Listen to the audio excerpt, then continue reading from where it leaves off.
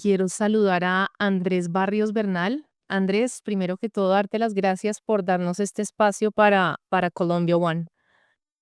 Gracias a ti, Natalia, y un saludo muy especial para toda la audiencia. Bueno, pues empezando un poco sobre tu perfil para que nuestra audiencia sepa un poco también de ti, me parece interesante. Padre de tres niñas, relevante por supuesto para lo que vamos a hablar hoy. Profesional en ciencia política y gobierno, magíster en defensa y seguridad, certificado además en liderazgo público en la Escuela John F. Kennedy de la Universidad de Harvard y en policía y comunidad del Instituto Internacional de Liderazgo Histadrut de Israel. Y bueno, concejal de Bogotá, ¿no? En el periodo 2024-2027. Para contarle un poco a nuestra audiencia de qué vamos a hablar hoy, un caso que sin duda es muy triste, muy complejo porque trae muchas aristas para analizar, y es el de una menor, Laura, que fue sometida a un procedimiento de cambio de género en una prestigiosa fundación que es la Valle de Lili, una de las mejores clínicas quizás que hay en América Latina, porque no estamos además hablando de cualquier institución. Y lo que dice básicamente Pedro Contreras, que es el apoderado de la víctima y abogado que está liderando este caso, es que pues se viene una batalla judicial muy, muy larga en Colombia con este caso, porque se trata de una menor a la que a muy temprana edad le empezaron a administrar testosterona, bloqueadores de pubertad, y bueno, le iniciaron, digamos, lo que para muchos es un procedimiento fuerte, irreversible, hacia una masculinización a una edad en la que la niña no estaba lista, mirándolo desde cualquier punto de vista. Se violaron estándares internacionales, como varios peritos lo aseguran, porque es un procedimiento que tristemente además no se podía aplicar antes de los 16 años de edad. El psiquiatra que la atendió en ese momento, lo primero que le diagnostica es disforia de género. Es un término sumamente fuerte, un diagnóstico sumamente fuerte para una menor que en ese momento de su vida no solo no sabe qué está pasando con su cuerpo, sino que es muy apresurado a hablar de identidad, ¿no? De cómo se siente la niña para haberla diagnosticado de esta manera. Después ella ve a un endocrinólogo pediatra que además lo primero que hace es recetarle testosterona, otra valoración también apresurada y en contravía de muchos estándares y procedimientos médicos. Pero lo más importante de este caso, Andrés, que le quiero resaltar a la audiencia, es algo que se desestimó y que se convierte en una negligencia médica sumamente crucial, y es que esta menor fue abusada sexualmente cuando tenía entre 5 y 7 años por una empleada doméstica. Ninguno de los médicos que lo vio, ni siquiera una institución tan prestigiosa como la es la del Valle del Lili, tomó en cuenta este escenario. Y cómo a partir de eso pudieron haber diagnosticado o orientado a esta menor a, digamos, a un procedimiento mucho más sano desde ese punto de vista, ¿no? Yo comienzo preguntándote, Andrés, básicamente, y quiero retomar un poco esa frase de tu Instagram. Voy a poner el audio en el que tú te referiste al caso. Proteger a los niños no es odio, es sentido común. Hoy lo llaman identidad, mañana lo llamarán daño irreversible. Y mientras tanto, el país calla. Esta es la ideología perversa y confusa que patrocina y promociona el señor Gustavo Petro y el pacto histórico. Ahí lo decías, ¿no? Y yo te quiero preguntar, Andrés, como tú lo has señalado, el presidente Gustavo Petro, ¿cómo promociona estas ideologías que están desprotegiendo a nuestros menores? ¿Y a qué te refieres tú concretamente con esa afirmación? ¿Y cómo la logramos conectar al caso de esta menor, al de Laura? Digamos que partiendo de la base que de cierta manera se está imponiendo una ideologización por parte del gobierno nacional en estos temas.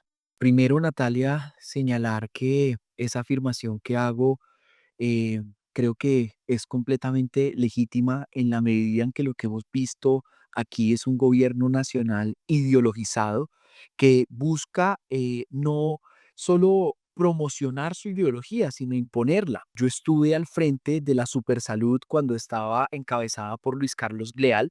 En su momento se promociona una circular que básicamente dice, según ellos, que hay niños y que hay adolescentes trans en Colombia.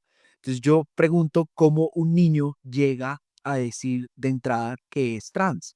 Y además de eso, pues esta circular prácticamente también le ordenaban a las IPS tener el talento humano para todos estos procedimientos de afirmación y reafirmación de género en niños y jóvenes. Esto es un ejemplo claro de por qué digo que Gustavo Petro y el pacto histórico buscan de alguna manera aquí imponer su agenda. Cuando uno se adentra en esta historia, uno comienza a darse cuenta de un montón de cosas que a uno lo deben preocupar y es por qué se omitieron, digamos, todos los hechos y todas las cosas de salud mental que ella estaba atravesando. ¿Cómo se omite que hay un abuso sexual infantil?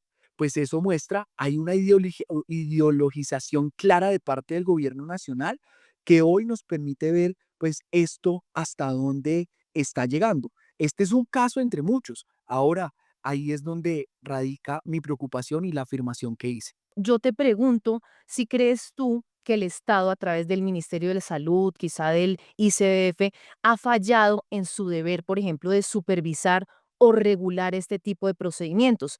¿Qué tipo de control o de legislación propondrías tú para evitar que se repitan situaciones similares o un viacrucis como el que recientemente vivió Laura?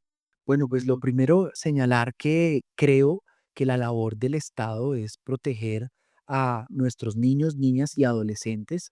Evidentemente aquí el Estado falló, el Estado en su conjunto, no solo algunas entidades. Pero ahí hay que empezar pues prácticamente a mirar, venga, si la Supersalud con sus circulares abrió esta puerta, pues cuántos otros menores de edad están siendo afectados por la ideología de algunos. Y en esa medida, pues por lo menos nosotros podamos a través de la legislación colombiana llegar a un momento que digamos, espere, a partir de los 18, pues si ya alguien desea hacer su cambio de género, su reafirmación o lo que quiera que haga, hágalo, ya es un mayor de edad. Pero con los niños y con las adolescentes, evidentemente creo que no se deben meter.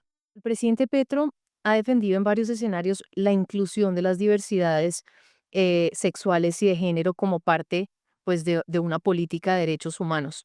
¿Dónde, en tu opinión, se traza la línea entre proteger esa diversidad y poner en riesgo el bienestar de los menores de edad? Digamos que aquí lo que yo he visto es un sector político en cabeza de Gustavo Petro, en cabeza del señor Leal en la Superintendencia de Salud, que buscaron imponer una ideología y en esa ideología, pues en lo que no nunca estaremos de acuerdo es que ellos consideran que los niños son personas habilitadas y los adolescentes para ejercer su sexualidad. Y por eso, pues prácticamente dicen es que el niño, el joven, está en toda su capacidad de tomar las decisiones que quiera, cuando evidentemente no por la edad en la que está. Acá hay unas consecuencias irreversibles que afectan la salud, tanto física como mental, afectan por supuesto el mundo emocional de la persona, pero incluso como en el caso de Laura, pasan por afectar también la fertilidad. Yo creo que ahí está el límite y por supuesto insistir en que deberían ser mayores de edad los que tomen estas decisiones y hagan con su vida lo que les plazca y lo que les parezca, pero no los niños y los jóvenes menores de 18 años. Hay algunos sectores sociales y progresistas en Colombia que sostienen que prohibir o limitar tratamientos de transición para menores sería un retroceso en materia de derechos. Yo te pregunto cómo respondemos a quienes argumentan que esta posición podría de alguna manera estigmatizar a la comunidad trans o cerrar el debate sobre libertades individuales, pues porque al final son comunidades que están creciendo en la sociedad y a nivel global, son comunidades que tienen poder y son comunidades que se han empoderado con base también a su discurso y su narrativa y que tienen también derechos y libertades. Aquí todos tenemos que caber y a nadie, ninguna persona, ninguna comunidad debería ser discriminada. Pero insisto que acá estamos hablando de menores de edad. Estamos hablando de sujetos de especial protección por la Corte Constitucional, de niños que tienen derechos prevalentes, derechos por encima de cualquier otro derecho. Aquí lo importante es que casos como el de Laura no se repitan en Colombia.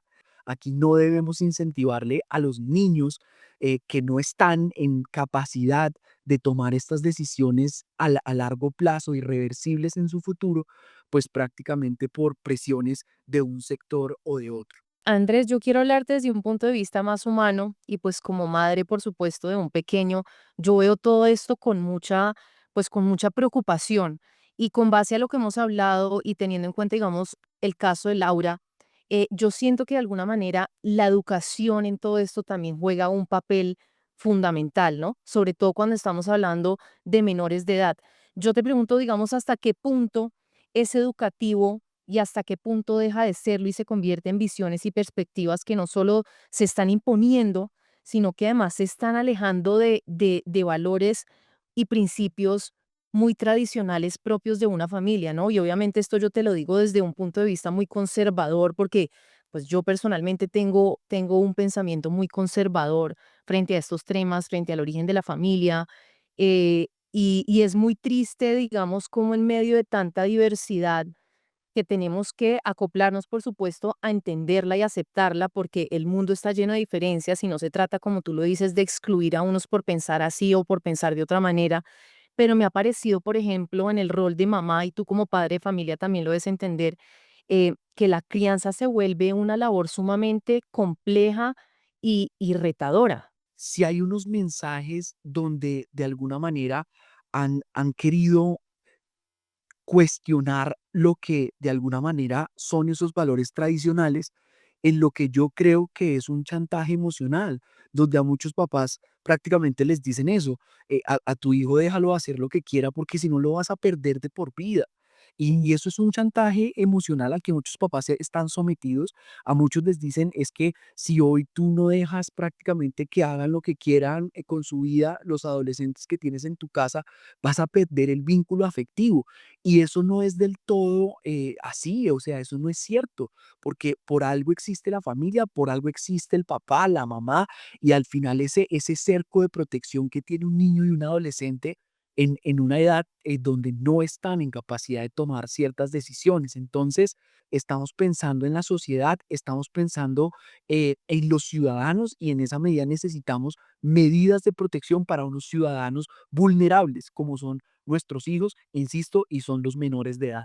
Bueno, pues yo quiero darte las gracias, Andrés, por nuevamente por compartir tus palabras, tu análisis sobre un tema tan sensible para Colombia, sobre todo porque es un tema que nos interesa a todos, ¿no? La protección de nuestros menores siempre va a ser un tema en la agenda.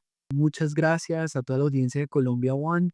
Decirles también que creo que este es momento de dar esa batalla por nuestro país. La educación primaria no debe venir de un colegio, no debe venir de nadie, sino de casa, pero no debe el Estado entrometerse en imponer ideologías a los hijos de uno.